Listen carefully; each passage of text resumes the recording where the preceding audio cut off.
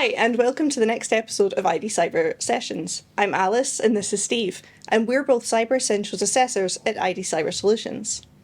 Today we're talking with Dan Conn, a developer advocate at Sonatype.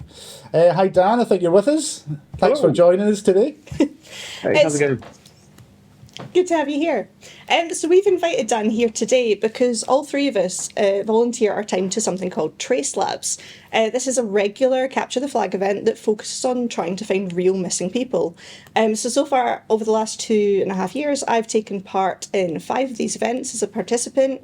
Dan has taken part in 4 as a participant and 2 as a judge. And Steve actually just took part in his first one just in February. So to kind of kick us off, Dan, would you mind actually just kind of telling us what is Trace Labs for anyone listening who doesn't know? Yeah, sure. I mean, I'm in no means an expert in it, to be honest. But yeah, what is Trace Labs? Essentially, it kind of falls around this whole category of initiatives called OSINT for good. Open source intelligence for good. Essentially, it's about finding missing people. So of all demographics, all walks of life. The main part, how it differentiates from vigilantism, which in my opinion is terrible, as we've seen in the past week, is that these are actually cases where they might have gone cold, or the police mainly the police have actually asked for information on them, and they are spanning the US, Australia, New Zealand, Canada, and the UK. And the police have actually asked for help on these. So it's not kind of, the other really good thing about Trace Labs is that it has a no-touch policy, which would have again solved a lot of the issues. You hear about the case of Nicola Bulley, where it's actually really terrible. It's people breaking into tainting evidence, essentially. No investigation needs that. So that's very much set. This is not what Trace Labs is about. It's about no-touch policies. There's loads of different rules, as you both know, around like some real care and kind of, you're just trying to find out information. Now, also, you've got to bear in mind, some people have gone missing because they want to be missing. And that has kind of come across like sometimes, and actually Trace Labs have a very good way of dealing with that, as well as us that kind of do it in a. So the weird thing about Trace Labs is that it's real missing people, but it is a kind of gamification. The Capture the Flag part is, anyway. So I think that's what we're talking about, is Trace Labs Capture the Flag, which is essentially a really good event. It's open for everyone.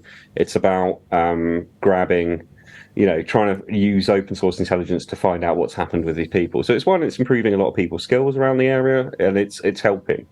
What actually happens behind the scenes is that you have like a load of judges that you kind of then basically say, yes, this is right, or this is wrong, or you need more information here, because essentially what this information then goes is that it goes into an actual police report, which is then given to hopefully find some things that have gone wrong, and sometimes in some cases actually arrest people where they've kidnapped people. It's that serious. We're talking some pretty horrible things at times.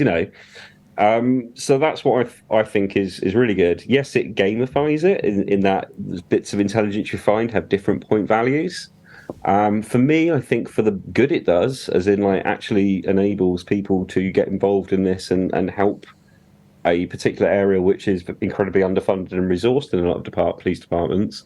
I think that kind of makes up for it, because the reason that it's gamified means it's very easy to realise what is actually then good intelligence and bad intelligence. Yeah, and it is that. It's the OSINT for good, is like, as you described it, and I know is also the kind of hashtag that they use.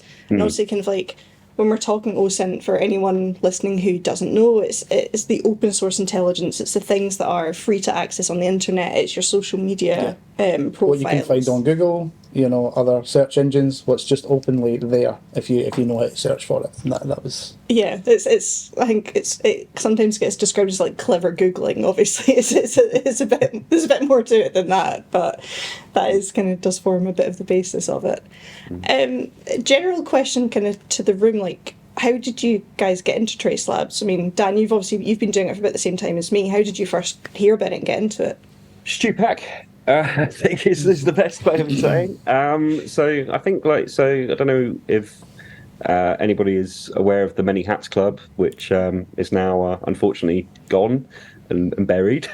But I used to hang around on the Many Hats Club when I was studying with Edinburgh Napier. And it was like, oh, come here, it's a really good thing. Yes, you're going to have some very dodgy characters indeed, but you can have some really friendly ones. And actually, everyone there's friendly, whether dodgy or not. On the flip side, you might be talking to somebody from the FBI, so really be careful what you're talking to, because that's on the other spectrum. But that's why it was the Many Hats Club. But I think there was a talk on there from Tom Stocker, actually, Tom Hocker, sorry, who is the head of Trace Labs, and he was like, come and do this and help us out. This is the idea that we're trying. So I think that was in 2020. And that's kind of how I got involved with it. I think actually mine might have been the same time, actually. So I wasn't on the Many Hats Club, but I had a friend who was, and they were the one who said, hey, there's an event coming up, can you join in? So our first one might have been the same one. Yes, but obviously I found it through yourself because you suggested it, and I was like, cool, I'm into OSINT, I'm interested in that stuff. So yeah, my first actual event was really good, very interesting. I wasn't quite, prepared for what it actually was. Once you actually get in front of it, you realise these are real people, and these are real stories that you're dealing with. So, but it really put my skills to the test, and and there's definitely things that's highlighted. Maybe I need to, for the next one, I need to maybe look at this part or this part, and maybe go and find out some more information about certain other aspects of OSINT, just to sharpen my skills. And it's terrible to say, but get more points, but that's all part of it. But no, I found it very interesting, and I thought the information that we could find and obviously to be able to hopefully progress these cases is fantastic. So hopefully, being part of that hopefully helped. Yeah, and I think as well, it's obviously it is such a new experience as well, because it's not just OSINT, but it's OSINT within a time limit. Yes. Wow, it's very the events a few years ago were about 6 hours. Now they're 4 hours, and that 4 hours is just gone. That was that frantic last 20 minutes or so was just like, oh my goodness, trying to tie everything up and say, have we got everything, trying to find that last minute thing. Yeah, I got stuck on one particular thing at the last 20 minutes and just couldn't get anywhere. I was so frustrated. And I could hear, because we did it in person, of course, I could hear the other team had already found this information, but I couldn't find it. So that was really frustrating for me.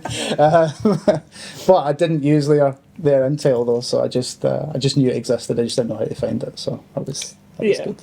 Which was then good, because then afterwards we could have a chat, and that's something we always try and do as well, because we're all taking part as teams, but it's teams that actually know each other. So we end up having a chat afterwards and just kind of decompressing, because it is very full on, but also just getting a chance to kind of share the skills that we've all been using, which I think is really good. And obviously, so Steve, you've mentioned this, and Dan, you've also mentioned this, but it's like the things to kind of keep in mind is that these are real people. Dan, I don't know if there's anything you kind of want to add about that. I think one of the first ones I did, in fact, the first one I did, which was with Atomic Maya and Catherine, who I was studying with at Edinburgh Napier at the time. And we just kind of just the team of three of us. We'd never actually met each other, I think, at that point. We're just like, well, let's just give it a go. We'd never done OSINT. We were like, oh, okay, well, let's see how we get on. And, we did pretty well. But the real people thing hit home, because I think one of the things at the time was a 13-year-old girl that had gone missing. Yeah. And Maya actually managed to trace the steps to somebody who was kidnapped her, who was like a 54-year-old in Texas. And I think, it just gets very you see things that are actually quite horrific. And I think there's a really good talk Nicole Beckwith gives around, if you start seeing things in OSINT that are, bearing in mind she worked in a much more serious thing of, working for the police, and the FBI on child cases, and you can see some absolutely horrific things, and how to deal with that and how to decompress it. You're right, these are actually real people, and the good thing of it was being able to 6 months later realise they've been arrested. Yeah, that kind of that is it is OSINT for good, and it's really hard as well because you can't really prepare for that. You No. know that you might find something that's upsetting, but Yeah. you have no idea what that will be until you're in your 4 hour thing, and Yeah, because you can be told, oh yeah, you might see this, you might see that, you might experience these sort of things, but nothing prepares you till you're sitting in front and you see a picture of that person, and you see the details and the information, and then you start looking into family members and finding out various other bits of information, and then you start to build a picture of what that person's life could have been, Yeah. and you're trying to piece that together, So yeah, it was a bit of an eye opener for me, definitely, once I actually sat down in the chair. Yeah, it's, The other thing to bear in mind is that actually, so that sometimes there's no redeemable qualities whatsoever. I remember one of them searching quite a recent one where, and it's not like you kind of still got to search them because they're missing people. But I think this person had, a history of violence. It had they had a criminal record sheet which was like, very violent crimes. But they had gone missing, and you're asked to help, and that's kind of it. You can't pass. And it was interesting because one of them I was judging on the last one. It was some of the things that were like, we're going to say this is intelligence because this person isn't married, therefore must be a bad person. You can't make that judgment. It's you don't know. Or like because they've done this crime, they're likely to do that crime. It's like you can't say that. It's hugely hypothetical. It's just based on your opinion. You can't say that will actually happen. Or you have evidence for it. yeah, it's all about what do you see in the OSINT in a completely unbiased, objective manner, in a way that the police can then understand it and work with it. It needs to be something that the police can't work on opinions. No. And obviously, so we chatted a bit about the kind of prep situation. So, in terms of what's your preparation, do you set up a VM? Do you also we watched a talk that you did, one of the beer cons, and you discussed sock accounts as well. So I just wondered if you want to discuss what your kind of setup is before you sort of take part in our Trace Labs. So I would like to say that I'd like to do everything really planned. So on reality, what normally happens is I go, I should really sort this stuff out, and then on the day of the event, at about 5 hours before, I'm like, oh my god, let's sort all these things out. Yeah, that sounds familiar. Yeah. The important thing is with Trace Labs is you throw away things. So if you're doing OSINT over a period, one, it's actually quite healthy because once what I like is that I can put it away and I use a VM for a start. And I basically have a template version so I've used various VMs. So there's one that's in Michael Bazell's book where it's just a bog standard Linux and you can bring your own tools. I've used also the Trace Labs VM, which is incredibly good and they keep it very up to date. I did use a copy of Venari because I had a test copy of that, but that's not kind of around anymore because I lost my laptop, so that's not around. But no, generally I'll use one of those three. But a VM is really important because one, you can build in there. You build stuff in it, and then you can just quash it, delete it, get rid of it, and you can't go back. That's the important thing. Yeah. I've got a very good memory, so I try and wipe that as best as I can. I normally end every one with a big, few fingers of whiskey, and just take some time, and then sit in a shower for about half an hour and just sit in it. Which, not joking, it's just a good way to clear, going through that ritual of clearing your mind. And then, I normally chat with you guys. Normally chat on the APT channel. So it's kind of like those things are very good at the end. And then, at the beginning, make sure they're VMs. Stock account wise, this person does not exist is the good one. What I found is that you can actually, for Trace Labs, it's a short-term thing. I wouldn't go into a lot of heavy detail with socks because essentially, you're going to use it at the end of it. So I normally use random name generators, you used to have a personal name and address generator, which will just give you some nice information to just copy paste into Gmail Facebook. So you can go. So originally, another thing you can use is on off, which gives you like a mobile number that's not your own. It's like an cool. app which you borrow. Basically, you buy a secondary phone number. It costs like $5.99, and that's what I use to kind of set up different. So from there, I set up a Gmail account, which is the throwaway Gmail for the day. Pick a random password. That's the password that will be for everything, because I don't need to worry about individual passwords because it's all going to get deleted in 4 hours. So don't worry about, throw all this useful security stuff out the window because you're only using it for a short period of time. But yeah, from a Gmail, once you have a Gmail, you then have an Instagram, and you can have a Facebook, and you can have a Twitter. And once you got those, you don't really need much more for a lot of things. What else can you use? You start I think quite a lot of the time I use that as a basis and then see how far, because a lot of the time you don't get beyond that in social media. You might LinkedIn. LinkedIn's a good one, but then with LinkedIn, it gets a bit weird. So you probably need a permanent SOC for LinkedIn. So, and yeah, that takes time and cultivation. Then you would use something like this person does not exist. You might use FaceApp to merge it with another face, so that sometimes you get some weird artificial intelligence things, like a glasses might be missing, or an ear might be a cauliflower. Or, but what I find is if you put it over a real name, a real face, then it actually merges it into quite a realistic kind of face.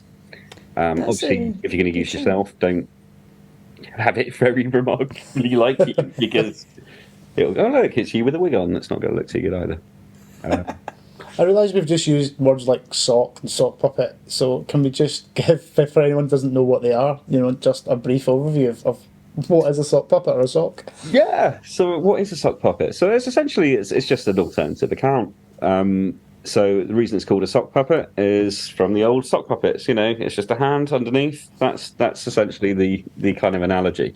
But you find loads of socks. So sometimes a sock is somebody's chatbot about every. I guess you could call every sloth a sloth every minute is a kind of sock. It's not actually the person isn't a sloth.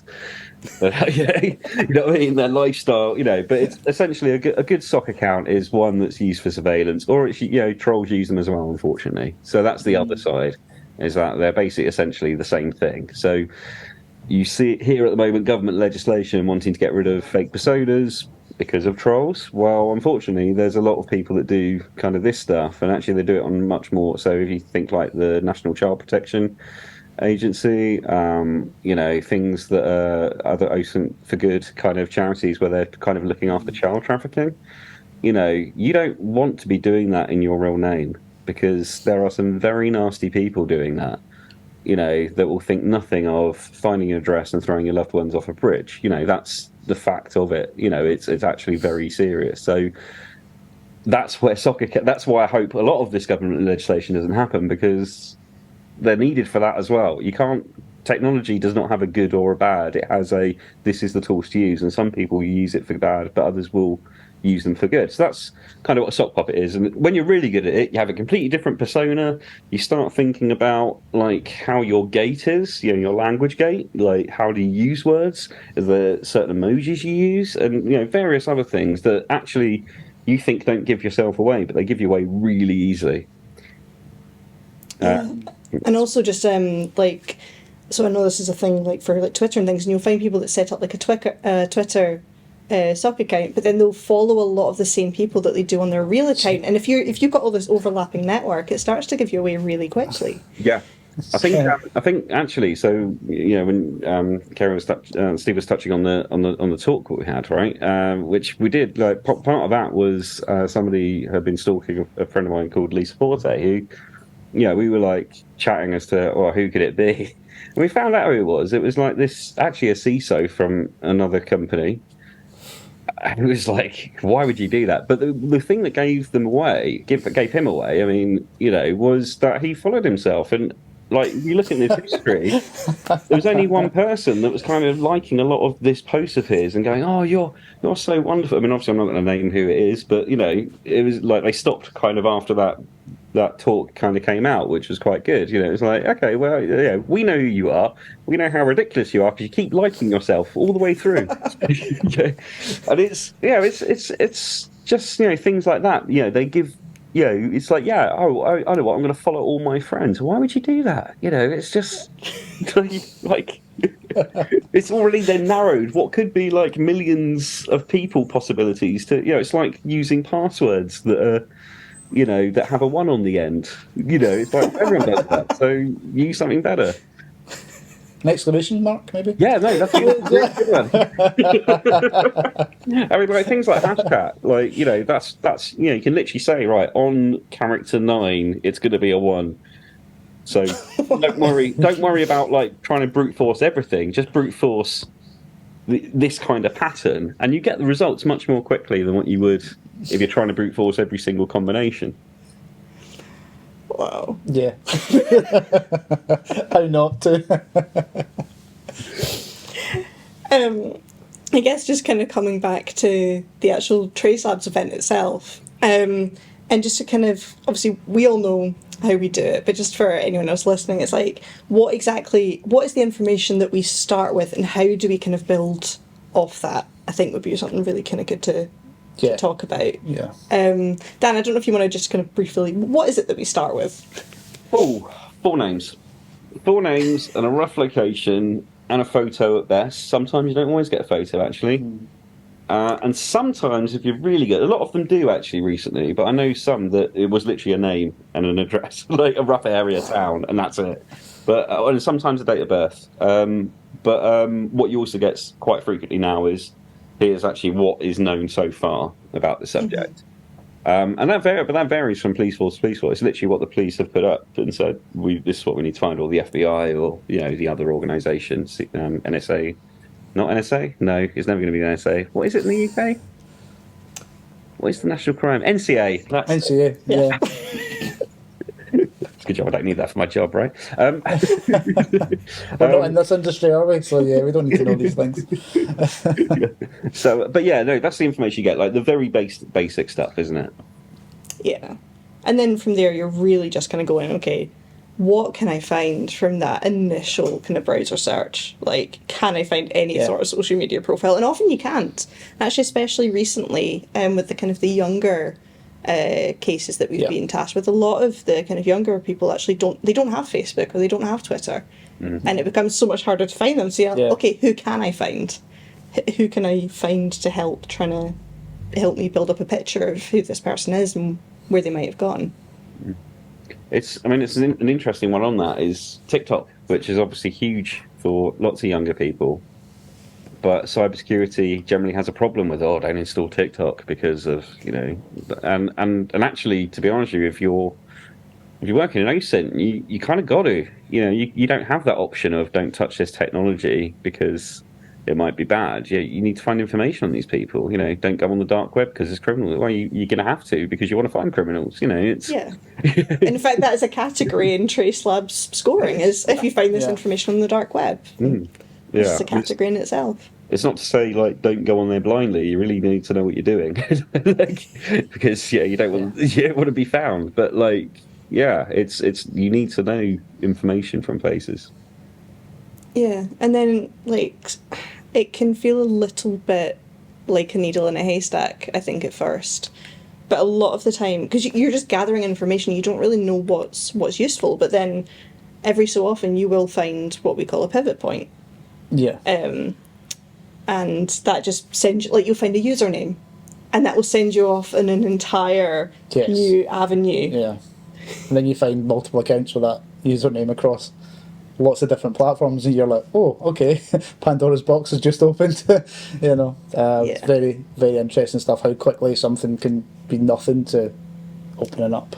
Yeah, and I think that actually comes down to what you were saying before about passwords, and people just have a password and they just stick a 1 on the end, and it's like, people reuse usernames, or there would be slight variations. And one of the cases that we worked on, it was like, here's the username, and then they just flipped the order of the 2 words in the username for other platforms, and it's very kind of predictable, and it just helps you kind of tie things together.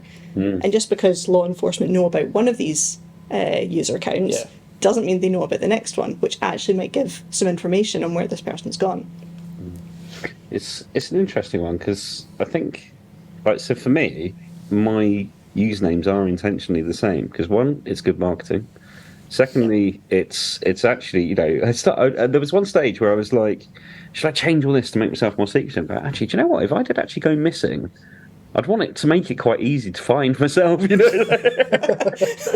if I have gone missing, it's probably for bad reasons, And I kind of thought about that. It's like, actually, there is something, because, it's like, oh, protect your OPSEC, and to a certain extent, no one's really going to know where I live. But, it's like, if I do go missing, I kind of want to make people's lives easy, not hard, So, following on from obviously being a participant, you've also been a judge multiple times as well. So, it's just getting a little bit more information about what goes on, when you're a judge. What's your sort of process? What does it look like from your side as a judge? So, I think it's very different. I mean, I think in some ways it's the same. So, we have the same board that participants have. So it's the same for people that are chosen as subjects, whichever team you're in. And I think the important thing with that is you have consistency there, and also it means as a judge. So here's the new thing that was a revelation to me: just because you are assigned a judge does not mean that you are always marking that team. So if there's an overspill, you'll just be asked, can you just take over this and help this person out? That frenzy at the end is like a free-for-all. You are given... So that's what you find. You find double submissions, triple submit. People just intentionally, they're going, third time I sent this, but you're not going to check it because we're bombarding you to get points. And that's a real shame because it actually means that you're making life harder on the, what is actually the point of this? It's not actually to get points. It's actually to help missing people. Yeah. And I think so recently there's been some kind of changes in the scores around that of if you, so one thing is, so when, and I used to do it I've submitted this information, so I'm not going to refer to that in my second post and go, well, here, friend of that. I found this Facebook post, friend of the subject. And it's yeah, but why were they a friend? Are they actually a friend, or are they just somebody that they're linked to on a social media account? Yeah, and is that actually useful information that is going to help someone find them? Exactly. Yeah. And most of the time not. Listing 10 cousins that they have is not going to actually further the case. No, and I think a lot of so I think that's where the focus on the rules has been now is it's got to be intelligence. I think previously we were submitting data, and it wasn't necessarily data doesn't necessarily give you information. And actually we need information to be able to find people. So I think it's been pretty good. I think it's been a bit confusing for a lot of teams. But it's kind of coming round. I think the second time they've done it now, and it's from the sounds of it, I wasn't at the last one because it was on my birthday, so I missed that one unfortunately. But it sounds like kind of coming round, and teams are kind of understanding a little bit more that it's about justifying. So if and having a separate judge, so if you're making a ticket and you're assuming the same judge has been scoring, so you don't actually use any of your previous information in the ticket, then you're probably going to get that rejected. Because it might be that I don't know that Bob has 7 different accounts and this was the account you're referring to. But if you actually say, previously Bob had this, blah, blah, blah, blah, blah, blah, and because of that, we found his in Tennessee. Great, that's it. I can so it's making each ticket an individual story, referring back to previous things. And when you see what the so you have a channel which is you decide what the most valuable OSINT is, and generally those are the tickets that win it. They've found something very simple and then they've built and they found that out, and then you'll see the second ticket goes, in our previous ticket we learned this and now we learn that. Here's a screenshot of that. Here's our link to the actual thing we're submitting. Based on that, we're going to get some more points because we also know that is linked to that. Here's these things. And they keep a chain in each ticket, to keep referring through. And I think that's probably where the best parts come from, is actually really clever, step-by-step, methodical things. And then before you know it, they've actually maybe found the last scene has increased, where like the last time they were seen is more recent than what that was first originally known, or they might have even found the person. That has kind of like, it's like, it almost feels like someone's pressed like a klaxon and like, it's like, it's how it feels. It's not actually that. We're all at home, we're not doing this in a building, but it's, it's genuinely like just really exciting, and I think, and there's a lot of kind of different channels for the judges of, like, we have a lot of support, so we could ask different judges that are more experienced, is this actually right? Is this true? This person's saying they've been in loads of competitions before and that they know better, and they might do, and then they're like, yeah, they do this every year. Yeah, kind of tell them no. And if they kind of keep on, then we'll tell them. So that's it. And so you find like we also talk to each other. So if you find like particularly rude people, and they're on the whole, everyone is actually really friendly, except for maybe a handful, and then they're just asked not to come back. It's like, actually, we're all volunteers, and we're trying to do a good thing here. We're not trying to cause enemies and that. And if that's what you want to do, do it on your own. But on the whole, it's just quite a welcoming place and really wholesome, really. Yeah, I think that actually leads us on really well to our kind of next discussion point. Just because the people that I think probably behave badly are really chasing the points, which really kind of comes back to this whole angle. It's like the kind of ethical question about gamification. But it's like, because you were saying earlier, like, it's that there is a kind of grey area, but really on the whole, on balance. Yeah, you've got to keep reminding yourself, there's a real person. It's not just points. It's not just points, Yeah, the important thing isn't winning this. Although it's nice to be kind of validating that your OSINT is valuable, but it's not about winning. It's about trying to find useful evidence. Which in a way is actually, I think, a marker to say gamification's a good thing, because I think if people know that they're getting points for it, then they're more likely to really kind of put effort into the evidence that they're submitting and going, this is a really important thing. Here's all my justification. Yeah, I mean, points is not important unless I'm playing, and then it's winning. It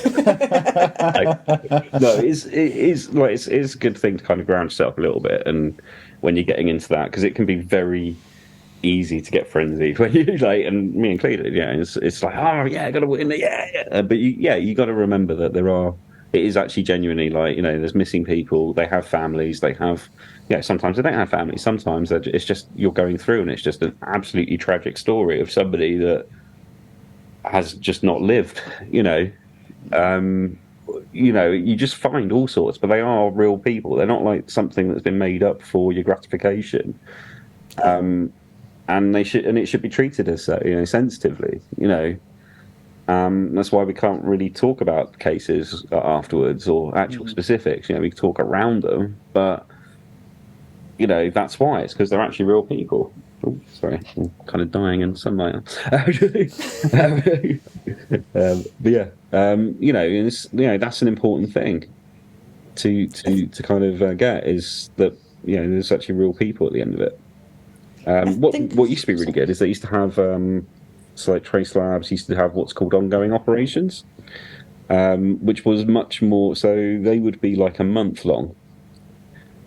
And the good thing about being a month long is that you'd actually work as a team together. So you'd have like 20 to 30 people all working on one or two subjects in the month. And it was basically what the CTFs were for, was actually to kind of get people involved in the actual proper, these cases are like really complex. They can't be solved in 4 hours. They can't. Nothing can be found on them for 4 hours. That's kind of the point of them.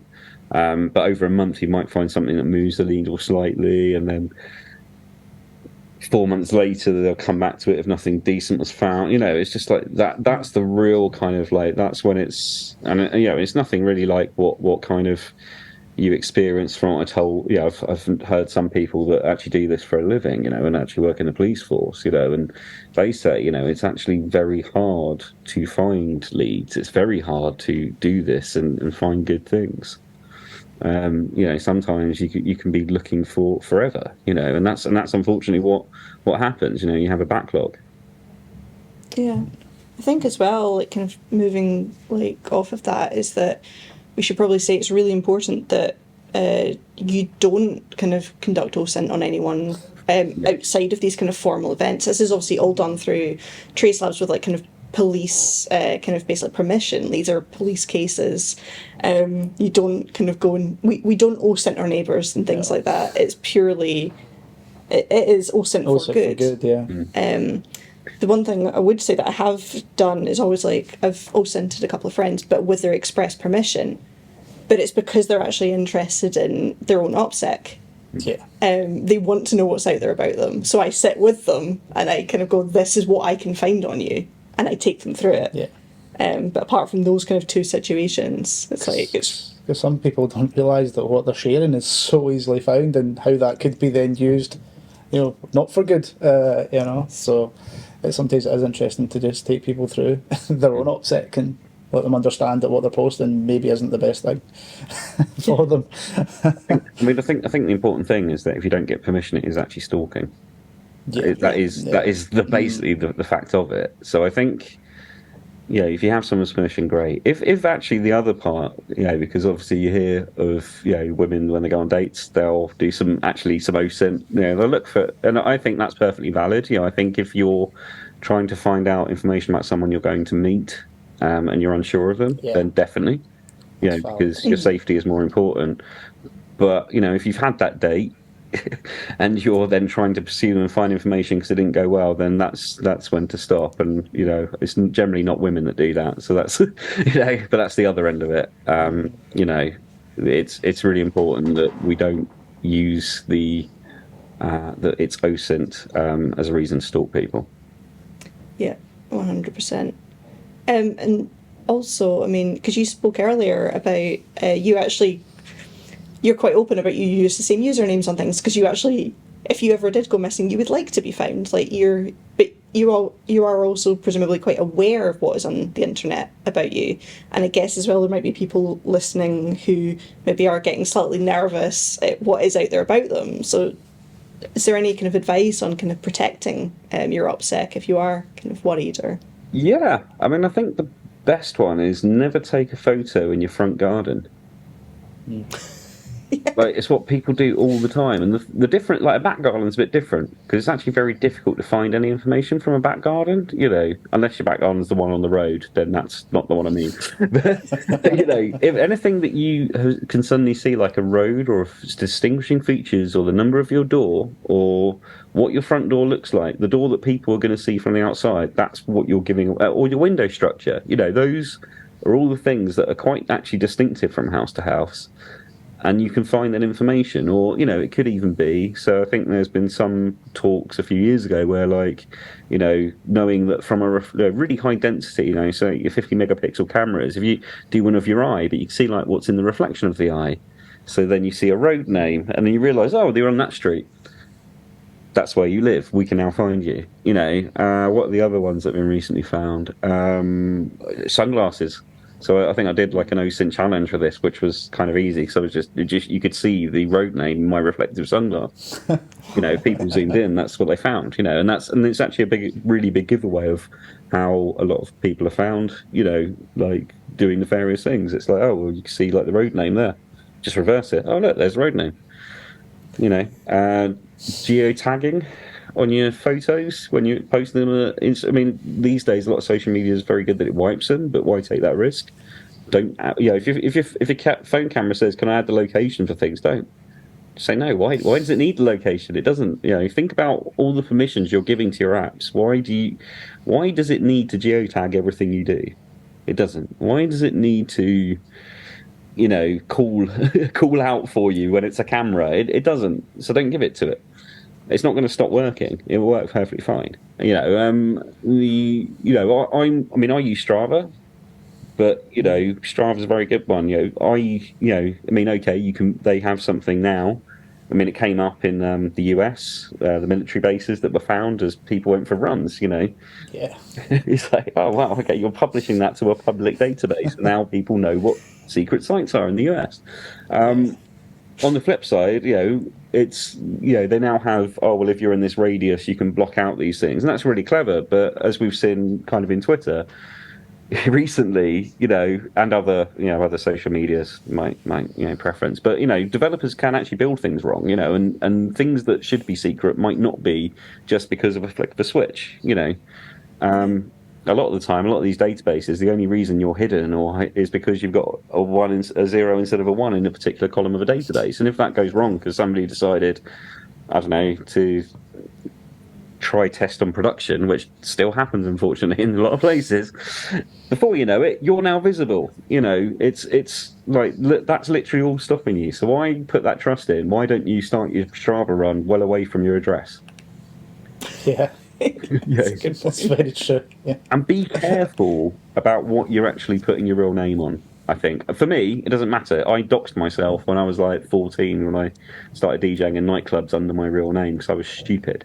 So I think like that's the thing. But if you are at a position where you're kind of starting in your careers, do you really need to think about the information you're giving online? Like, do you really need your address on your CV when you post it to jobs forums? You don't. There is nothing to say you need your address on there whatsoever, or your phone number. Email address, fine. Well, then use a throwaway kind of email, like use a Hotmail address or something that you're not really gonna. It's not the one you use for important things, or other internet providers, mate. Yeah, but whichever kind of throwaway webmail-based address, like use that as something to kind of put if it's going to be in the public domain.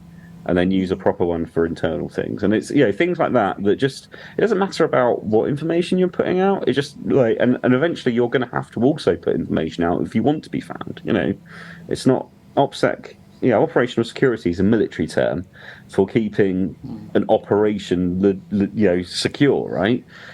We are not operations, we're humans, and because of that, it doesn't really tally well to the real world. I think there is actually something called like human sec or something, which I guess is, or personal sec, that's it, per sec, and which is more kind of related of just being aware of what you want to put out. And I think that's the thing. There's nothing wrong with using TikTok to put out videos. There's nothing wrong with using Instagram to put out videos, but make sure that the information you're putting out is actually what you want to put out, and not that's going to scare you when somebody goes, oh look, do you know you're giving that away?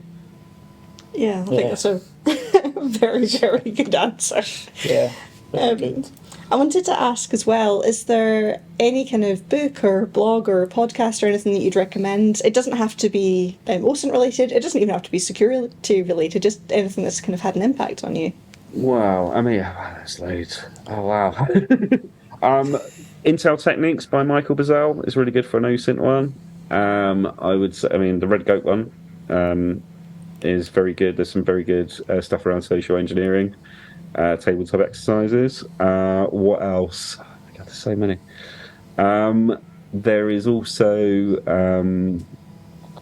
just put it on the spot now. There is loads of them there. I'm trying to think. A security site. So if you're into cryptography, Bill Buchanan's very good, very thorough.